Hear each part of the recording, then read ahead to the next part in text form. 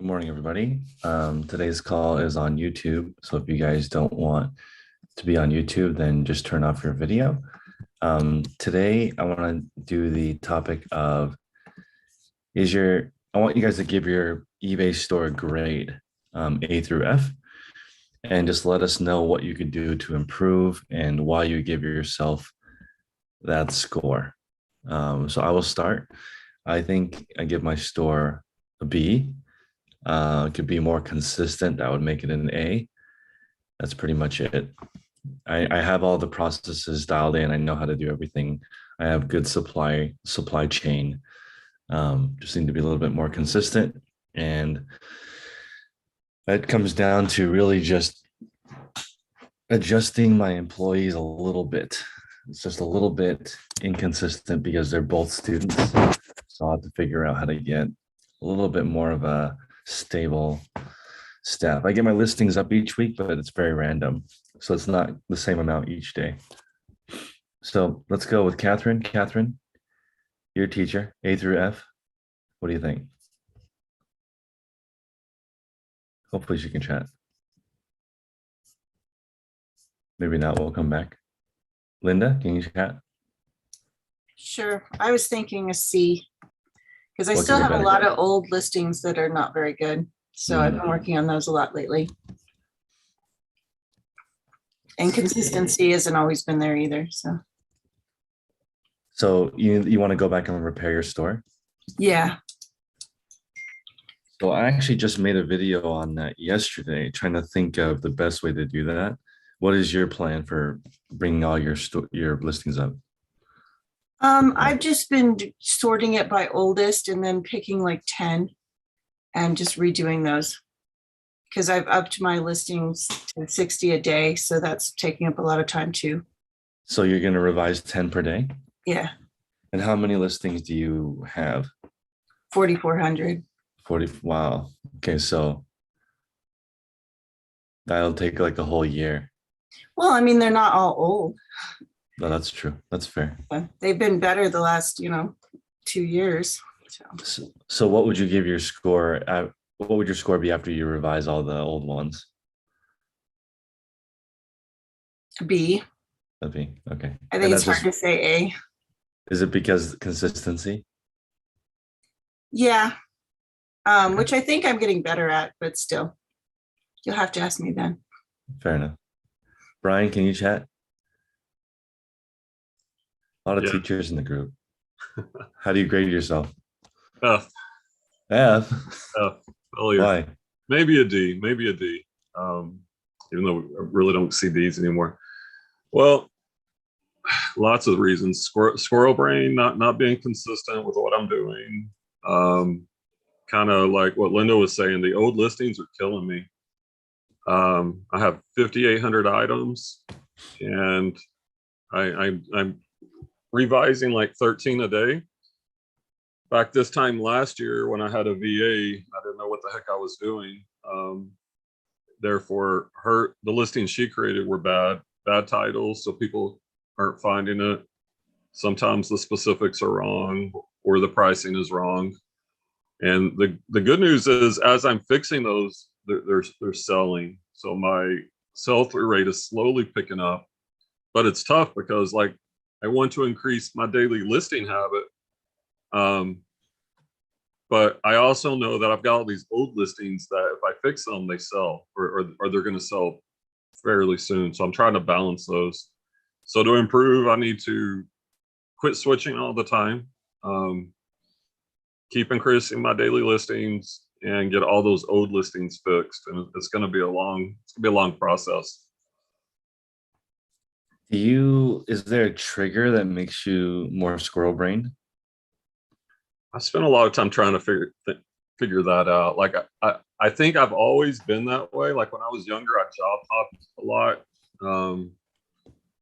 And and we've read lots of different books, and I don't know what it is. Like I don't know what the trigger is. I think the grass is always greener, maybe, because like I was doing shoes, and the thing is, the shoes are selling. They're selling for good money, but I switched from clothing where I was getting more up and it's so plentiful. And I listened to y'all's podcast, You and Tech. It's the, where instead of you should add it on. So like, if I want to do shoes, it should be an addition to clothes. Like I got to figure out how to do both and not stop what I had that momentum with to do something else. Because every time you stop, I mean, we talk about this with distractions in your daily life. Restarting, you're losing momentum and compounding. So I don't know. I need some therapy. I got to figure that part out. See, this is the part I find really, really useful about Tech, is because he doesn't increase very fast. And that's on purpose because he's trying to make sure he can do it. So he is the slowest to make decisions in the group, even though he's the biggest. So if you're quick to make decisions, it probably won't be something you can do for a long time, because you have to really think about, can I do this forever? Do I have the supply chain? I was just thinking about this. I can do clothing, I think, for the rest of my life. There's no, it might become a little bit more difficult with increasing costs, which makes me wonder, are we going to be able to charge a little bit more to compensate for inflation or not? I don't know the answer to that because, each year there's probably 5 or 6 different increases in pricing. But the cost of a donation remains the same. The cost of a donation is 0, but there's more costs to process that donation. So somehow you can reduce the costs of acquiring the donation, the front part of it. You could keep that the same or similar, then the rest of it might be able to increase with inflation, but I don't know. Everything is getting so expensive. Will a pair of used jeans be $30 in the future? I don't think so, but that would make it more workable if first class mail is $10, flat rate priority envelope is $12. Does that make the cost of an item need to be higher? Or do people now no longer buy and they only go to brick and mortar TJ Maxx now? Because, so that makes me think, can I do this forever? So I would put that, if you're grading your own store, the longevity forever. If you're in a category where you can always find things, then you could do it forever. Also, I want to point out to everyone listening right now, I want everyone in the group to do things that you can do forever and make money while you sleep. eBay is one of the only ways you can make money 7 days a week, literally earning profit every single day. So I find that really interesting. Anybody can start. Anyone can make money 7 days a week once you set up your machine. So normal brick and mortar is not open 24/7. Let's go with Eduardo. I haven't talked to you in a while. Eduardo, how do you grade your store from A to F and what could be improved? You're on mute. Hopefully he can chat. Yeah, I can chat. What's up? Well, I'm good. Nice being here again. I've been through a lot of things here, so I haven't been as frequent in the calls. Anyway, I don't know. Like, I'm liking my store. I'm liking the results that I'm seeing. However, like last night got me thinking, Brian developed some awesome model and we input some numbers, but my conversion rate is so low. So I'm like, however, I remember when we talked a long time ago, and I was doing I think under $6,000, and that was like 4 months ago or 5 months ago, where I was doing under $5,000 a month, and I was doing under $5,000 a month, and I was selling I don't know, maybe 100 items or something like that. And now I'm beyond $10,000 a month or over $10,000 a month, and I'm selling almost 400 items in a month on average, maybe a little bit less. But even with that, looking at the models, it's got me thinking. I'm seeing the money coming in, I'm seeing the growth, but still the numbers show so little. So I'm I don't know. I told Brian I want to run some tests, and I want to do some more calculations. I'm fixing my store as I go. I have 3,000 listings that have not been checked or revised, because those were before I was in the group. Ever since I joined the group and I'm listening to the podcasts and I've been working on my store, I've been doing much, much, much better. I've been lowering my prices, which was something really important. I still think I need to improve a little bit more in that area, but I would probably give my store like a C, maybe, at this point. So what would make it better? I guess better pricing Hmm. and improving my listings. Okay. Like improving my listings in the sense of like improving my listing habit, like listing more a day. Like before I remember for a period I was posting to the group every day and I was doing about 25 listings per day. And some things happened in my life and then I haven't been able to maintain that. So I went down to 10 every day, no excuse. And then what I've been doing is I've been banking another 10 or 15. So I have been kind of doing the same amount, but publishing to eBay only 10 and banking the rest. And I feel like, and maybe if I work really hard, I can do maybe 30 or 40, maybe even 50 a day. But a lot of things have to like line up for me to be able to do that. I was talking to Brian last night and, was suggesting maybe 100 a day. It's what I should be doing, which I just don't know how to do it exactly yet. But yeah. I have a couple of ideas. So I love that, Eduardo, because sometimes I think to myself that question, where is the money? Because like every single day, I know when I wake up, across all my businesses, I have $3,000 a day in bills. So when I wake up already negative 3,000, kind of, I think of that, and how do I make it work? Right? Look at all the different expenses. And last night I was updating the eBay fees because the winter update, the fees went up a little bit. So they went up from 11.7 to 12% in my category. And it affected me like $3,500 a year or something more in eBay fees. And I was thinking, how do I get $3,500 more just so I can be the same as last year with the fee structure? Where is the money? So that's got me thinking. A lot of our businesses have a lot of revenue, but are we actually making any at the end? We have to really pay attention to every single penny. And I already know this year rent's going to go up. We're going to have a fall, winter holiday increase in shipping costs. So I think everyone needs to get to, I guess I want to ask everybody in the chat, maybe put in what your listing goal is. And then in the future, do you think that your listing goal is going to do this, be the same, but you have better items? Does Linda shrink her store to a 3,000 item store instead, but it's all better items? Does she go to 8,000 next year and increase her habit to 120 with 1 or 2 helpers? Just something to think about where you want to be. Because I really like 70 to 100 a day with a little help. Linda could be in that bucket too. I think that's a really comfortable place. 30 by yourself or 70 to 100 with a couple of helpers is like a nice, comfy place to be. You'll have a bit of a draft bank if you have help. Or if you're by yourself, maybe crank out 40 some days so you have a little extra. I'm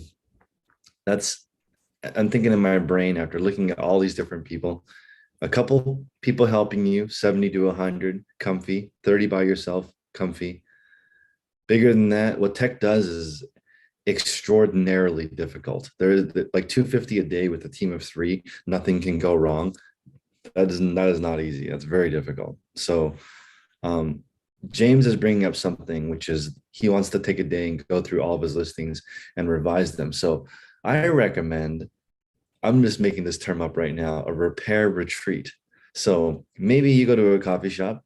When I was in the UK, I really liked the coffee shop Gales. I would go there. I would get an almond croissant and a coffee, put on some headphones, and fix your entire store. That's how I would do it. If you need to do it with the item in hand, I would do it one bucket at a time. Yesterday, I was trying to film a video of fixing your store because I get that question a lot. I want to update my inventory system. I want to go back and revise old listings. How do I do it? And this is sort of embarrassing, but we made the video like 10 times. And the longest I could make the video was 4 minutes. It's there's no other way to do it than to go get part of your inventory, walk over to your desk, look at each item individually, open them. If you want to, maybe open up 5 tabs with 5 different items in your inventory, go through all 5, put them back. There is no other way to do it. It's like, you could do it that way, or you could sit in a coffee shop, open up all the tabs one by one, and repair them without looking at the actual item. And that's usually good enough, because yesterday we were doing store reviews, and it's pretty binary. Either your item specifics are correct or not. If they're not, like for example, the Reebok that was in the size US 9, and US 9 is not in the drop down. So if I search for a size 9 Reebok, I wouldn't have found that shoe. So that shoe has a really, really low chance of selling. So going back and fixing that would have a tremendous effect on your store. Yeah, so that just, I've been thinking a lot about what the perfect size eBay store is. I think it's 30 by yourself, or 70 to 100 with a few people. Or I don't know how Tech does it. Because I asked him yesterday, how do you manage multiple businesses? And he said he has to nip any small problem in the butt immediately. That totally makes sense to me, because like my worker, something will happen with her school project. She'll get knocked off for a couple of days. And I have to be like, that can't happen. You can have your school project and that's okay, but we can't have the residual effect of that. It can only be like 1 week of being off. You're off 1 week and then you fall off forever. And like one of them just got engaged. So that's like a huge deal. And she's in La La Land, which is completely fine. But I was just like telling her, like, I just in my brain, I know it's going to be screwed up for a few days, because how is she supposed to work right now? She's so excited. It's not going to happen. So if you're like 70 to 100 listings with a small team, that's still small, in my opinion. You can fix it. You could grind it out on your own. If people don't show up a couple days, 30 by yourself, definitely. And then I also want people to realize the effect of having a family. The residual of that it's not even comparable. There are people right now that are in their early 20s that don't have an income restriction. So they've either saved money or their parents gave them some money. So let's say there's a 22-year-old out there with $50,000 in savings in the bank, starting a business that's on eBay right now, listing 20 hours a day, no family, no girlfriend, no boyfriend, working 24. We're competing against that. There's people who are 50 years old, dealing with aging parents, dealing with kids of their own, dealing with health problems, that they have all of that, competing against people who are in their early 20s with no overhead and no money restriction. So it's interesting thinking about that, like the weight, the gravity of that is really sinking in, because you'll see people, if you start to look around, there's people who are in their early 20s with 7-figure, 8-figure incomes. And I realize now the weight, because I finally have a child, the weight of my daughter, the amount of mental capacity, time involved, you have to really be aware of the gravity of everything you do. There is no time to complain. There is no time to screw around, because you're competing against people on eBay, on any of these platforms, that work on it 24/7. All of us sellers right now, we're competing against tech to a degree. With 250 listings going up a day, that's one person. There's people in the group who have a listing goal of 1 a day. It's just unbelievable when you think about the weight of everyone's lives, what they're dealing with, what they're working with, all the different things. And you have the 22-year-old that's working 24/7 that might be married to another 22-year-old working 24/7. Now that's like unstoppable. right? But then you also have the alternative of people in a relationship. One person doesn't want the person to have an eBay store and one person does. That's like, it's crazy. So when you look at your grading system for your store, I think that's a good way to improve your spousal relationship too. Because let's say Eduardo is talking to his wife and he's like talking about the store. And he says, you know what? I want to bring my store from a C to a B by doing these things. That's a fantastic conversation. I feel like it boosts the whole family up. But if you don't know where you're at and you don't have any goals, then usually your family doesn't really understand your business.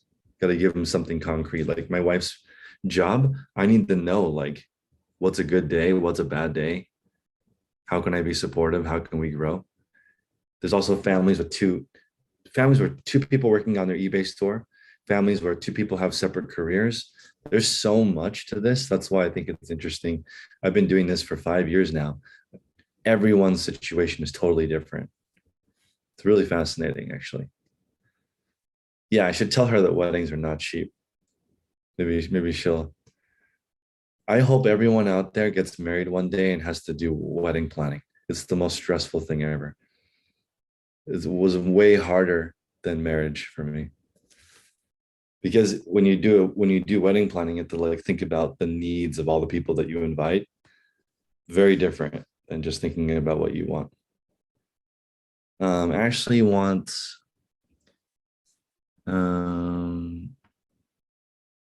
more income, better brands, better luxury items, increasing ASP. Yeah. Also something I want people to consider. When your ASP is under $20, usually your shipping costs are around 33% of your total fees. So 1/3 of your money is going to shipping. When you are at $30 ASP, your overall shipping cost is like 20%. It's a big difference. So if everyone could figure out how to get their ASP up closer to 30, it's up there. Brian is saying it's a dual edge. On one hand, family provides motivation. I agree, but it's the way I look at it.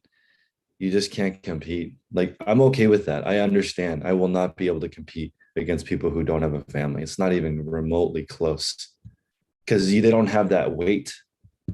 It's totally different.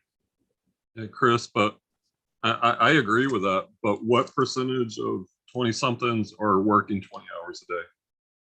Only a few change the whole thing. It doesn't require that the people. Okay, yesterday somebody did the math for me. There's $250 million a day on eBay and sales. I bet that our group, it's definitely over 1 million a day in our group. That's crazy. That's like 0.5% or 1% of all of eBay is in this group. Right? But like there's people who just joined this group there's the people who joined the group right now with $25,000 in savings and they're dedicated to learning one niche. They are killing it. They're skipping 10 years of learning. If you have a little bit of money, a little bit of savings, you can't do it with like zero money, but like a little bit of money so that you're not desperate and you don't take a sale that's too cheap. You let this, your listings marinate and get a decent amount of money. It's just like, doesn't require that many of those people to offset like how many texts can there be? Anyway, I'm just thinking to myself, it's not that everyone is like that, but there are 22-year-olds out there working nonstop. Galaxy has a question or comment? Yeah. Is it more important, do you think, to list, like if I list 15 items, or right now I'm in the process of moving into a store, so I'm pretty busy during the day. Is it more important to list 15 items or to listen to the call? Like I listen to the call every day when 15 items. Probably be listing my 15 items a day. You should list your 15 items a day instead. Yeah. There's plenty of people who listen to this call like on a walk or on a run to just get some ideas. But yeah, prioritize your listing over this call because this call is recorded. Mhm. So you want to get your habit stack combined. So speaking of Brian, like the when we in our book club, Atomic Habits is really like, it should just be the book club book of the year, because creating a habit stack is 99% of eBay. If you can do your customer service, shipping, listing, and that's all one unit, that's your habit. Your habit is eBay and all the pieces combined. You will kill it. If you can just somehow create that one habit stack all together, you do it all in a row. Don't bring your phone, just go knock it all out, or you put your phone on airplane mode. Yeah. Yeah, just to add on to that, like the last question about the importance of the call. We talked about that Monday in the book club, and the chapter we went over, like tech says, listen to episode 1, you're done. But James Clear says that there's value in staying in a group, because even once you hit your goal, because of the support of that group and the motive. Well, I don't know if motivation is the word, but staying in that environment, that culture of success will keep you going. Whereas if people like tech, they're going to do it no matter what. But those are the elite. That's the 1% or less. For most of us, we need that culture to encourage us. So, absolutely. Yeah. The group's important beyond just the technical aspects. Well, I mean, somebody brought up the analogy that it's like church. They really go over the same book every week, right? It's like very similar each week, but people go their whole life and still get something different every single week they go, even though it's the same book. So preaching consistency, that's why the topic is always familiar, and everyone has room for improvement in their store. And I think, just thinking about what kinds of items go in. And a lot of people are saying they list during the call, which is an effective way to use your time. I find it difficult to list during the call, but I can do all the other tasks on eBay I can do while listening to the call. Let's see.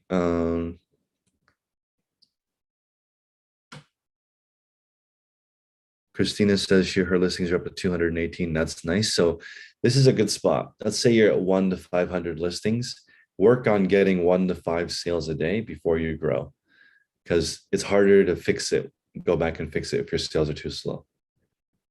I would start slow, make sure your items are actually selling, and then continue. And you really, really need to watch your margins. Yesterday, Paul on the call today. That polo Ralph Lauren shirt, that shirt really blew my mind, because if you look at how much money you're actually making on that shirt, it's really low. But you find those shirts all the time. I mean, everyone can find that shirt eventually. A polo short sleeve shirt with the pony. Anywhere in the country, someone will eventually find that shirt, right? So there's no barrier to entry. But when you do the math, you got to sell lots of those to make any money. Yeah. The only benefit to it is I've got a template on it. Evidently, I need to list it a little more carefully, but I can do those kind of fast, maybe too fast, but there's plenty of them, and I've been selling them for $10, well, $8 to $10 profit for some reason. Yeah. I saw one almost just exactly like that one yesterday, because when I was shipping, I was like, oh, wait a minute, I just sold one for that amount. But I did it not $15 and then $5 or $14, $5 shipping. So, but I did go ahead and lower the prices on those, because that did get me thinking. But yeah, I'm that's part of my thing. What I'm trying to do now is, it's funny that we're talking about this, because I've been thinking about that. I probably need to go ahead and be sourcing higher ASP stuff. But my route right now is so simple and clean. I just go once a week and I get what I need, and then I have the rest of the week to focus on listing. So I think what I've come to is I'm gonna continue that, but then add a couple more stores that maybe charge more. Maybe I have to pay up $6-7, but I have been able to find some really good stuff, some $50 and $40 ASP stuff. So just add that to the route.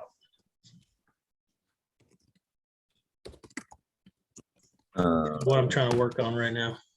That's smart. Yeah, I think a few people had mentioned increasing their ASP, getting it closer to $30, and that's fantastic. When you are small and doing it yourself, you should aim for a $30 average sale price minimum. Kim was asking if I saw the Mr. Beast interview with Joe Rogan. I listened to it twice yesterday while doing tasks. 23 years old, 100 employees, made $53 million last year. The foresight of, like, he's working 24/7. He had an 11-hour a day mastermind with his YouTube friends. So if I decided to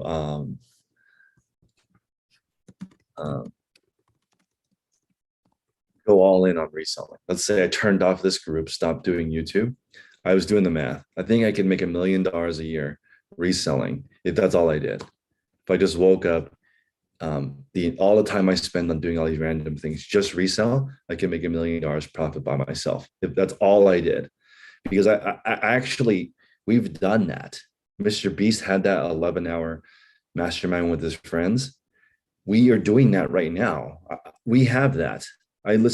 Tech listens to every single call. He has that insane amount. I probably listen to a third of the calls, but I know how to do it. The fastest way to do it, most profit, best categories, every single hack that there is on eBay only adds like a little bit. The main part is the habit stack that Brian was talking about. But if you could somehow just laser focus like Mr. Beast and do the same thing for 11 years in a row, I can't believe he's 23 years old, 100 employees. That's so insane. So that's one of the people that I think of when I think of somebody in their early 20s working around the clock, no girlfriend, no family, no responsibilities, unlimited money. How do you stop a force like that? It's unbelievable. We're in the same pool, but I'm just saying there is a 22-year-old out there right now doing e-commerce to that level. It's just very different. Maya's asking about, for people with a higher average sale price, what is the average cost of goods? It's usually lower because people with the highest ASPs buy bulk. So what ends up happening is, like, Tech's ASP, true ASP, is probably $50, I would guess, because he's buying such bulk items that he gets the $100, $200, $300, $400, $2,000 items. Because in order to get the higher ASP, everyone should write this down. You have to look through more items. That's it. How do you get higher ASP? Bigger sample pool. That's it. If you're only looking really narrow, if you go to one thrift store, you will not have a high ASP. It's not enough. You're not looking through enough things. If you go to the longest garage sale in the United States and you go to 100 garage sales, you will find a ridiculous something because of the math. Yeah, I can't. And also something I learned from Mr. Beast was he spends hours, days thinking of the title and the thumbnail. That's the same thing as eBay. How much time do people spend on their titles and pictures? Not enough, right? We really need to be hyper focused on what does the buyer want to buy? How do they want the title structure? What pictures do they want? What item specifics are important? What price? He's obsessed with that. That's why he's so successful. He's not successful because of any other reason other than he spends 11 hours a day focused on what he thinks people want to watch. That's it. It's really cool. So Josh was asking about, does our toy call, do we talk about Legos, and have you noticed an uptick in Lego sales? Yes, we have. Lego sales are awesome. and they are definitely a major topic in our toy calls. We have a couple of deep dives too, and a few people who want to do a Lego specific interview. So if you guys are listening in YouTube land, and you want to do a deep dive, let's do it. I'll interview you. I love talking to experts in their category, and that'll help everybody level up. So Edward, if you want to talk about Legos and you know a lot about them, let's set something up. Oh, actually, that's Joshua. Edward is asking if people wash their clothes. Some people, some don't, or some do, some don't. Let's see. You only go to the Goodwill bins and Salvation Army store. Most people get things to sell at consignment stores. That leaves so much for me. Yeah, Christina, I think the more things you look through, the better chance you have of coming up. That's really the secret to reselling. More opportunities. So I'm hoping one day that our group has their own flea market. ASP Angela is the average sale price. Cindy's asking if I delete old items. I do. Yes, Cindy, I recommend you go back and change all your old listings to your new inventory system. And at the same time, so I recommend like Linda, she goes, gets 10 items from her old system, the oldest listings, puts them at her desk, does her 60 listings, updates the 10, puts the 10 back with the 60. I recommend that system until everything is updated. Let's see. There are not a lot of people out there with that kind of drive. Absolutely. I'm just saying, I want to hear from someone that's 23 years old with 100 employees, $53 million. I want to hear from that person. I don't want to hear from somebody who's struggling to upload their first video. That's not that inspiring. I want to be inspired. We're all going to expire at one point. Let's just try to get as much as we can before we're gone. I want to hear from people who got all of it and some. He was trying to raise $20 million in 2 months to plant 20 million trees.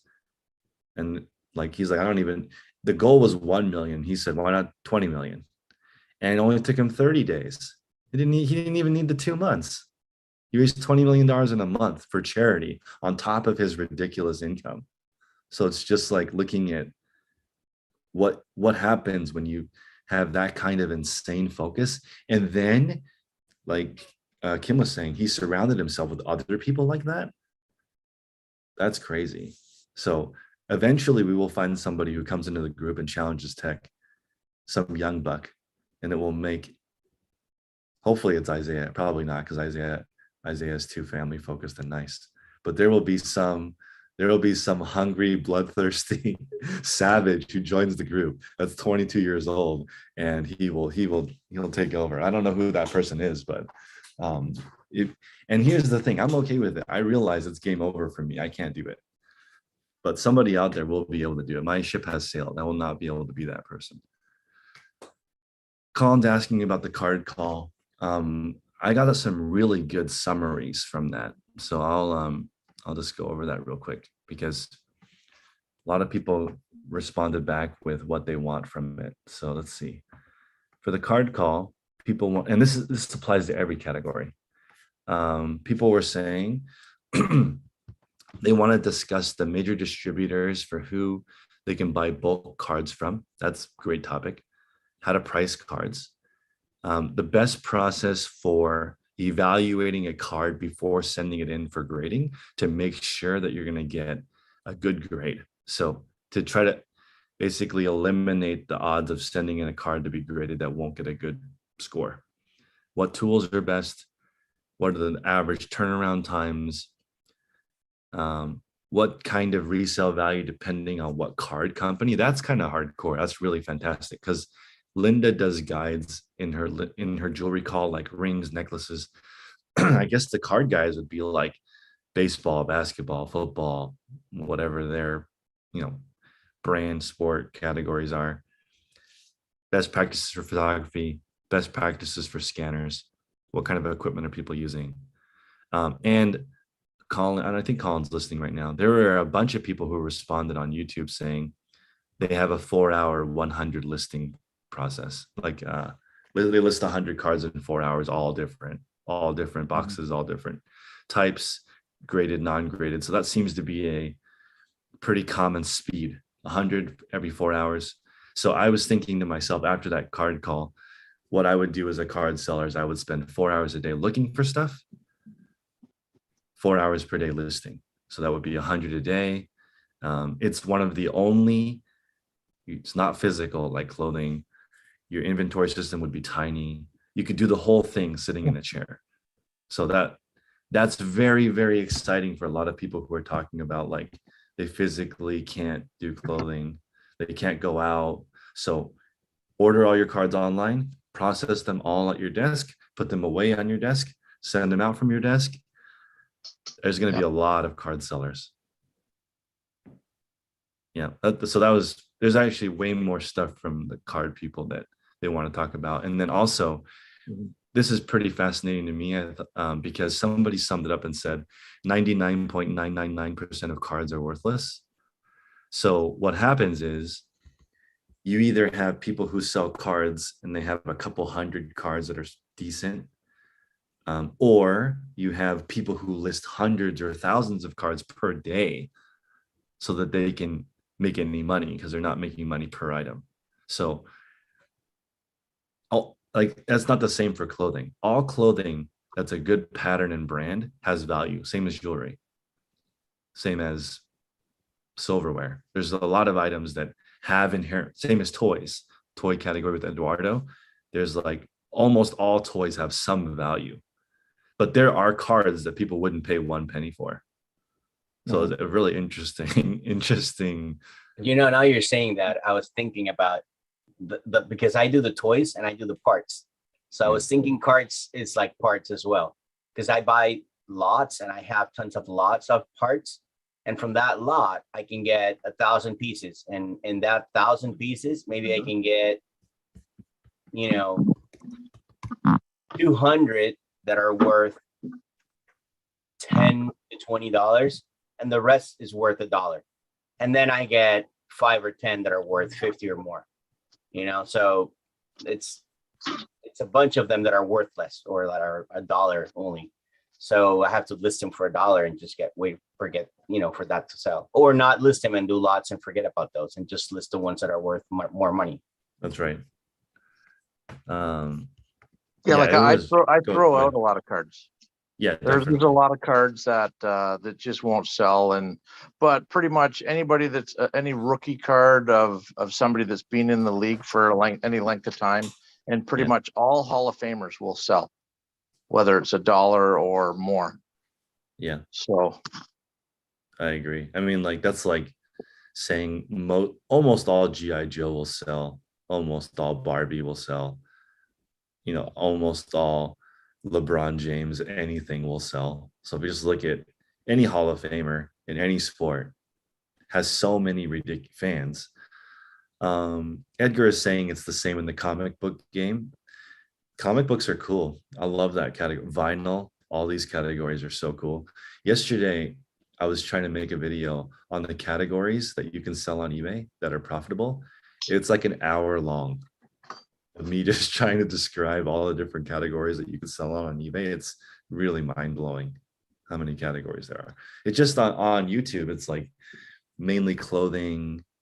There's a lot of card sellers on YouTube. There's a lot of video game sellers, but there's not like a lot of home appliance sellers on YouTube, or there's Texas Gal Treasures for jewelry, but not like a lot of jewelry YouTubers. But there's a lot of categories on eBay. It just sounds like clothing is the most popular.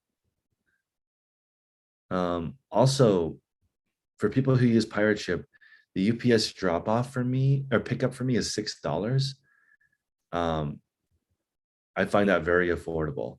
So I don't know what it is if you have a UPS account, but just a pro tip through Pirate Ship, I consider $6 for them to come pick up packages very affordable, especially if your package is really heavy. Save you a trip. How do you make profit after fees for selling something for $1? You make like 17 cents, I think. So you have to sell a lot of items. You have to sell a ton of items, and usually you can't have tracking. Aurora is brand new. Let's see. You should use your own account with your own social security number to do eBay. Try not to use other people's accounts if you can. Older accounts do rank better, so you could do that, but it's a bit messy if you use somebody else's social because they owe the taxes on the money. So I always recommend you get your own. Only takes a couple of months for your account to go from 10 to a 10 listing limit to a few thousand. Joshua says, my thoughts on StockX allowing rock hard sales. I mean, StockX taking some serious market share from eBay. So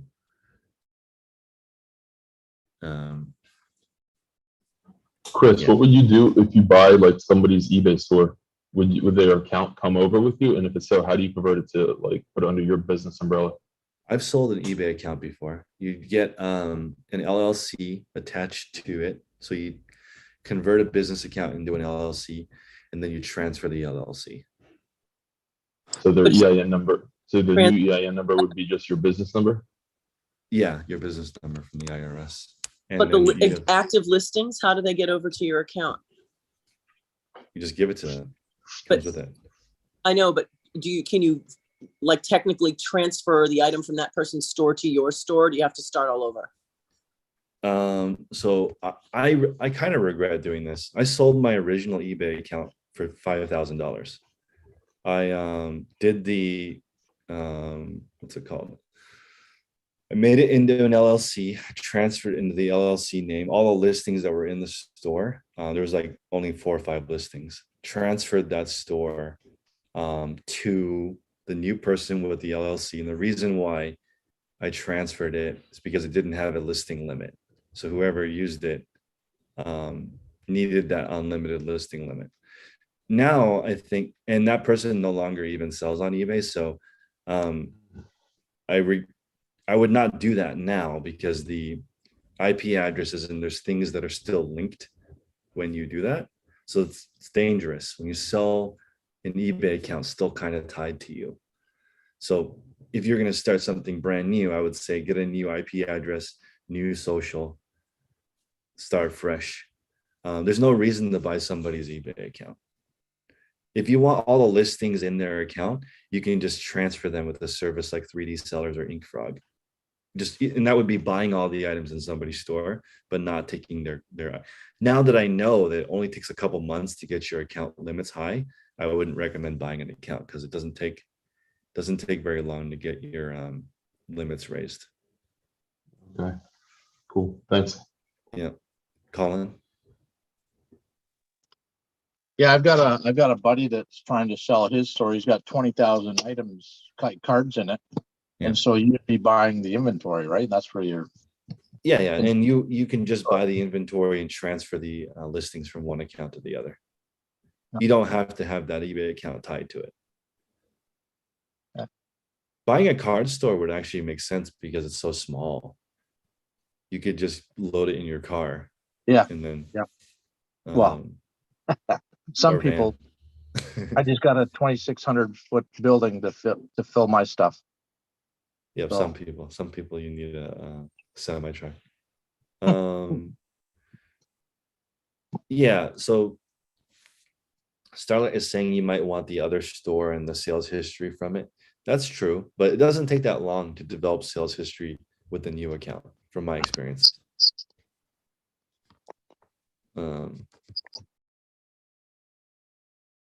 I will look at Shane's spreadsheet. A bunch of people messaged me about it. I'm gonna check it out. Let's see.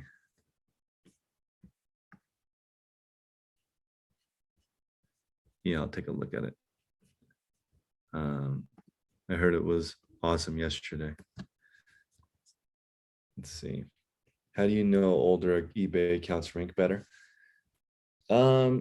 Because eBay keeps track of all your sales history. So they use that information to determine your limits. They use that information to determine whether or not they flag your account. So if you've been doing high volume for a long time, then it's less suspicious and there's less red flags. So it's the same for any platform. Eileen's asking about selling food. It's fine. Collectible food, Pokemon Oreos sell well on eBay, or they did. It's fine, except for it's perishable. So you just need to sell items fast. When I went to Costco, because I was testing could you find something profitable at Costco? And at the time, a case of coconut water was profitable to sell on eBay and Amazon. Not too, and I worry because like I don't know how to ship a box of coconut water. Can you even do that? Because liquids, I don't understand the liquid rules. So it's just a little bit different. Let's see here. Do I think the $15 fee increase on all 30-inch items will affect golf club sales? Of course. So I mean, if every golf club is $15 more expensive, of course that affects the sales. That's literally game over for some golf club sellers are done, out of business now. Do I keep and list the worthless ones? Absolutely not. That's why I haven't figured out bulk purchasing. I have to buy all the clothing myself because I don't want to buy anything worthless because I don't list worthless stuff. It does not count. And it is absolutely not painful to redonate whatsoever. It wouldn't be painful for me to set it on fire. It's not painful at all. It's a waste of time. Why would you care about inventory that won't sell? Reginald says, I skipped their question. Let me go back and see. What would I say the proper sequence for title is? Depends on the category, unfortunately. Even within the shirt category or pants category or card category, different orders will rank differently.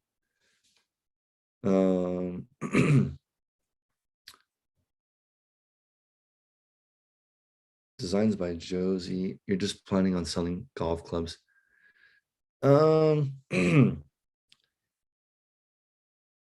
If you sell sets of golf clubs, I would experiment with FedEx, UPS, and the post office because you're always going to want to find whatever's cheapest.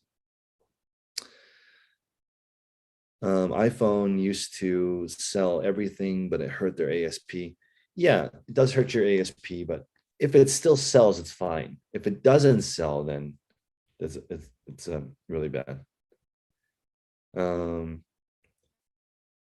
Oh, also, if you just assume that it's gonna suck, I feel like it takes a huge weight off of your shoulder. Instead of like trying to make everything perfect, you're gonna suck at listing in the beginning. That's fine. There's nothing wrong with that. What's so wrong with being bad at something you've never done before? I'm really bad at making clasps for jewelry. I got an F on that in high school. I would still get an F on it now. I would still get an F on it for the first year. I have no idea how to do it. My hands are too big. It's really hard. So it would take a while. It would take a long time for me to figure out how to do it. There's nothing wrong with that. Just assume your store will be a hot pile of garbage and no one will buy anything until you figure it out. You should take a huge weight off your shoulder. No more stress. Crypto sells mainly coffee. Absolutely, it's a great category.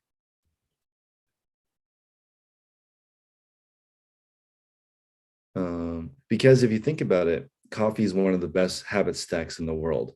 I have coffee every day. Lots of people do. So let's see. Mishori is confused about the new eBay changes. If you were to purchase a $50 item with $40 shipping, does the seller also have to pay the fees on the $40 shipping? Yeah, but that's not a change. Always you've had to pay the eBay fee based on the total amount. What's new about the winter update change is the promoted listings rate applies to the entire amount versus just the sale price. That's one of the reasons why I overcharge for shipping and increase my promoted listings rate to just kind of what I did was just essentially cut my promoted listings ad budget by like a third by doing that. But now that the gig is up, is that the jig is up? Whatever that saying is, it's over. I can't do that anymore. Let's see.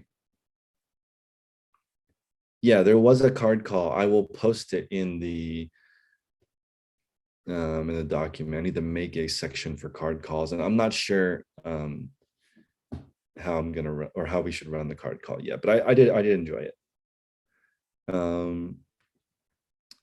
How about listing lower profit items? That's fine. Lower profit items are completely fine. Don't list items that don't sell though. Jen, you have a question? Yeah, just a quick, something happened to me recently. I realized that a lot of my canceled offers did not get relisted, a lot. And I didn't know that was happening. I thought when they canceled, they went right back up to active. So I went through 2 days ago and relisted all of them, made sure they were still there, made sure I hadn't sold them at a different point. And it turned out a bunch of them had. So I ended up putting, in addition to my 20 listings, I ended up putting in an additional 19. And yesterday I had the best sale day I've ever had. I mean, I did like 117% sell through, which is unheard of. Is it because I relisted those canceled listings? Well, this is interesting because your canceled listings generally are people who bought something but didn't pay or something happened. Yeah. So that's a good indicator actually of what items sell well in your store because somebody has already tried to buy that. So if you list only items that people were trying to buy, of course your sell-through rate's going to be fantastic. I didn't know that. Even though I've been selling on eBay forever, I did not know that until Brian brought that up a few months ago and it clicked for me. So now as part of my process, every day I check the canceled orders tab just so I can make sure there's only one or none that I need to fix. And so I think that leads to what we were talking about at the beginning of the call, which is that if you graded your store and what would you do to improve? And I was thinking, for me, it is efficiency of process, is having a process and then the efficiency of going from task to task to task. Because I was realizing the other day that I take like 9 steps when I finish listing. I take 9 steps to go put my item away. And that's like stupid. I'm so glad that you said that because I didn't do that until that's like an audit of your time. When we started this group, I was looking at my process and it was 16 steps longer than text process. I'm like, what am I doing? Like, I'm like doing 4 times as much work as this guy. So yeah, knowing that things take too long or you're doing too many extra steps is a great way to realize how to fix things. Let's see. Corey says it takes an hour to do 10 sets of photos. There's nothing wrong with that. Let's see. So Caitlin has to go out of town. She's been listing 15 a day, but only has enough for her dropping for 10 a day. That's fine. Don't worry about it. In my opinion, it only takes 1 week to get your store back on track. So let's say you have to go on vacation and you can't list for 2 weeks. And you come back, you didn't list anything, you list for 7 more days, eBay turned your store back on. You are forgiven. As long as you list for a week, your sins will be atoned. You will be ready to go. Back in business. 1 week for eBay to turn your store back on. Undefeated. Someone out there, please tell me you listed quality items every day for a week and your sales didn't turn back on. Show me. I don't think so. Like, you want to turn your store back on? 1 week of begging and eBay will turn you back on. That's it. Let's see. Edward is saying the goal is to do 35 in 4 hours. Is that too low? As Tech would say, some people would want to jump off a bridge because that's too low. For other people, they would be ecstatic because they can only do 10 listings per hour. So, I mean, let's say 10 listings per day and you're doing 35. So it depends on your own personal pace. How long does things take? So as an example, I'm going to pull this up. I'm gonna hide some. Okay, this is my super secret. It's not secret, but I'll share my personal eBay process with everybody. You guys ready? Okay. This is my own calculator that I made. Okay, so this is where I'm at. Sourcing. I source at the flea market. I try to find 100 items an hour. I think I could hire someone for $20 an hour to go do that. Grading. This is me washing it, cleaning it, detagging it, laying it flat, grade, all of that stuff. I think it would take me 2.5 hours or half an hour Monday through Friday to do that process. And I'm doing an hourly rate that I think I could find somebody in California to do this for me. If you live somewhere cheaper, it's going to be less. Customer service, I'm doing this right now, and I will probably always do this as I don't know how to outsource that. Shipping, easy to outsource. Photo packing, this is important to me because I want them to draft it as close. Here, I'll do draft actually. Draft it as close to perfect as possible, and I just go in and adjust it. So I'll actually put this here: customer service launch listings. Reset to 0 every day. So I was thinking a nice, comfortable pace. This is for Linda. Is 500 items per week. So 500 items per week in this system is 60 hours per week. So if Linda could figure out between her and her crew splitting up this 60-hour bucket, this is like the, if you guys are listening on YouTube, please give me a like button because I normally don't share this. This is what I think is the perfect eBay store. 70 to 100 listings a day, a couple helpers. It's 60 hours a week of work. So you could outsource all of it except for 2.5 hours of it, which is you making sure the listings are right before they go up. Everything else somebody else could do perfectly if you're in our group. And this would cost you $2.83 per listing in California. So it's got to be cheaper everywhere else. This is like, you know, and then if you do it all yourself, you don't have to pay this $2.83. It's free. So 7 minutes all the way through, including sourcing for me. So I believe that's the perfect eBay store. Because what tech does is insanity. It's too hard. You know how I was saying, like, I feel like a Saturn redlining. I don't even know how to describe what it would look like if I was trying to do 250 listings a day. My brain would explode. It's just too much. It's too fast. It would be like me on the freeway on a bicycle. I would just get run over. It's impossible. I could not keep up with the flow of traffic. It's too much. Let's see. Yes, CJ, in the Patreon group, all of the perks are in there. And today is the group coaching at the $99 tier if you guys want to do that. So after the first hour, we record the podcast. Today, we're going to be talking about numbers. So I really want to break down and talk about how much money people are actually making. As Tech says, there's only 2 ways to make more money: reduce your expenses or increase your revenue. So let's talk about that. Let's see. Justina is getting rid of items that haven't sold that need to be donated. I wouldn't really worry about that too much. Oh, actually, I would worry about it because she says she doesn't have a lot of storage available. In that case, set those items on fire, donate them as soon as possible to get your space back. Crypto Boy is asking, what is the best strategy for hiring people hourly? So to give you an idea, I could pay up to $26 an hour for a lister and be comfortable with that. But that's $2 per listing because I'm expecting 13 listings per hour. So that you could say $2 per listing, right? But I don't pay my worker $26 an hour. I pay less than that because we're on hourly. So, but I would be willing to pay up to $26 an hour for my process, for what I sell. That's how much I could afford. But I would go hourly if you can. Eleanor is cleaning out by the truckload. I love it. Get that stuff cleared out. I don't even miss it, which is, I thought I would regret. I just try not to think about it. So it's good. I don't miss it. I'm happy.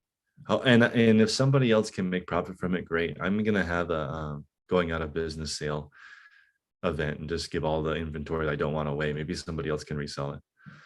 I have all these Amazon returns that I got for free that I know why I got them for free now, because all of them have Vero problems. So I can't sell them. I don't want to risk my eBay account for selling. One of them is this liquid putty stuff that it's a really cool toy. I see it in all the toy shops. You can't sell it on eBay or Amazon. It's like an instant Vero. So we should just give it away.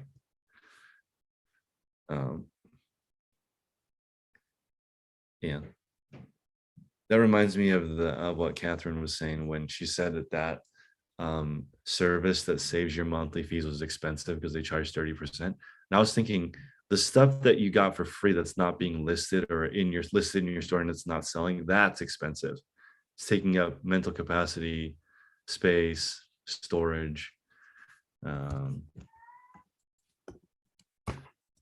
It's brutal. So I think that's it. Everyone join the group. If you're in the group, we appreciate you. Podcast is recording at 2 p.m. Pacific Standard Time. We have the 24-hour call. So this group is open all day long every day. So you guys can hop in and use it to answer questions or do processes. And we have tons of category calls. And after yesterday, I realized we could have even more category calls if we wanted to. Let's see. One last thought from Corey and we'll call it a day. Corey says, purging our death pile full of art, glass, and other auction items. Absolutely. Get rid of it. I'm even okay getting rid of some of the higher ASP items that are not in my category. Yeah. So